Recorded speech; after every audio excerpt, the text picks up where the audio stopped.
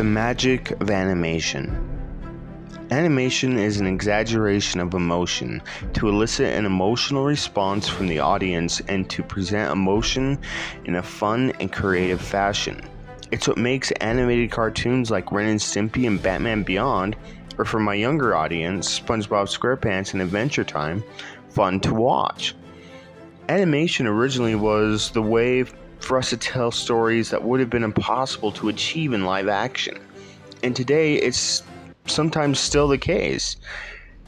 There is a certain magic to animation that can be difficult to articulate in conversation or even in a planned out video essay. In a sort of way, it's magic. Close to the magic of our movies. They give you regular and unique stories in an irregular method, or some thought at the time of its introduction to the world. But today, it's not just watched and enjoyed, but even beloved by modern audiences. In today's culture, it's a part of our arts and entertainment industry. Everyone today has a special and probably meaningful relationship with a cartoon. More than likely, one they grew up watching. For me, the cartoon that I resonated with the most was actually one that I did another video essay on not so very long ago. Avatar: The Last Airbender. It's an important cartoon to me and held close to my heart. I related to the character Zuko quite a bit, like the way that he's never had anything just handed to him. He's had to struggle and fight for everything he's achieved with some help of the ones close to him. That's what I think is truly incredible about cartoons.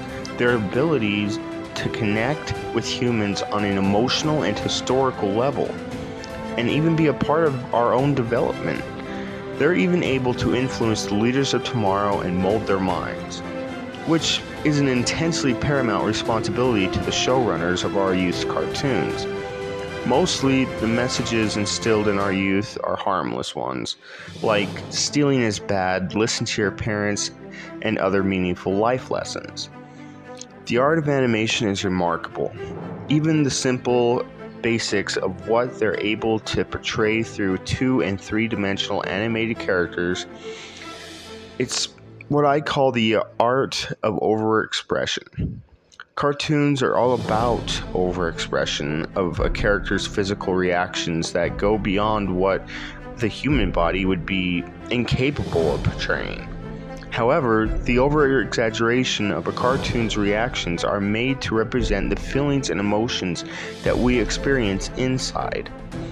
It's particularly what makes watching cartoons so entertaining. Now, with all of that said, all the different forms of art in the entertainment industry are unique and valuable in their own different ways.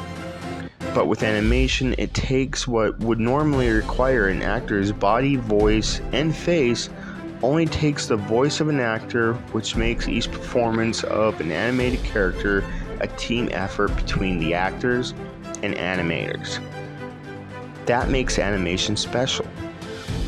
One of the negatives of having the easier ability of having our voices heard to the departments of our youth's animated television shows is the power of influence we can create on the shows. Where this can be a great and a useful power of speech, which the power of the fandom's voice is a subject I'll touch on in my next essay.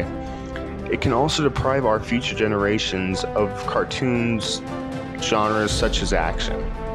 Whatever happened to cartoon shows like Batman Beyond, Justice League, and of course my favorite, Avatar: The Last Airbender?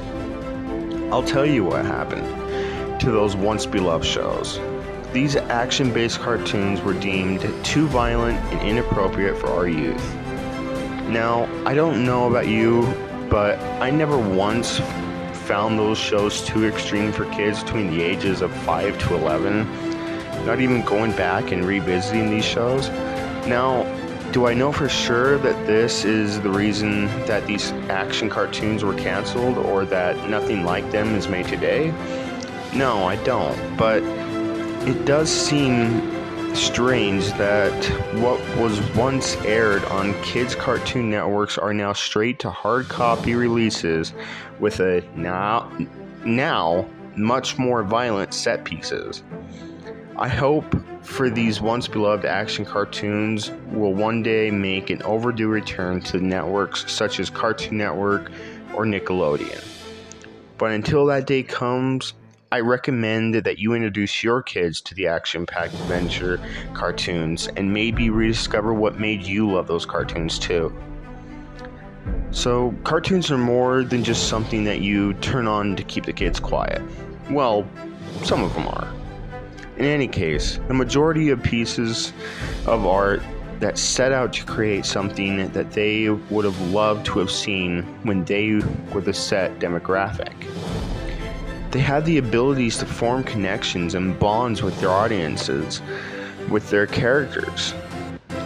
They'll leave a long-lasting impact on you for the best. Plus, animated shows are not only for adolescents, but for all ages. Cartoons are one of the few mediums of entertainment that appeal to all ages. All of us have that cartoon that meant more to us than any other show, leaving a lasting impression on us, helping form the people we are today. On top of everything I've said in this video that makes animation magical, I couldn't forget the most important thing that makes them so special. We must all remember the history and people that have given us the animation that we all know and love today.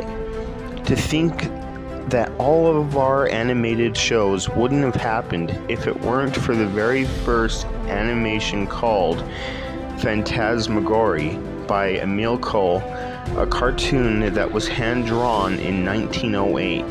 And now look where our animation is today. So not only is it the history, work, or evolution that makes this art form so special, but it's the connections and bonds we form with 2D, 3D characters that aren't even real that makes this entertainment medium so magical.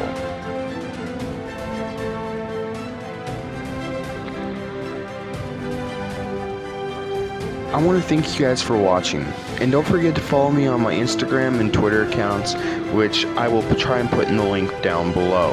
And don't forget to check out my other projects, which will also be down in the description.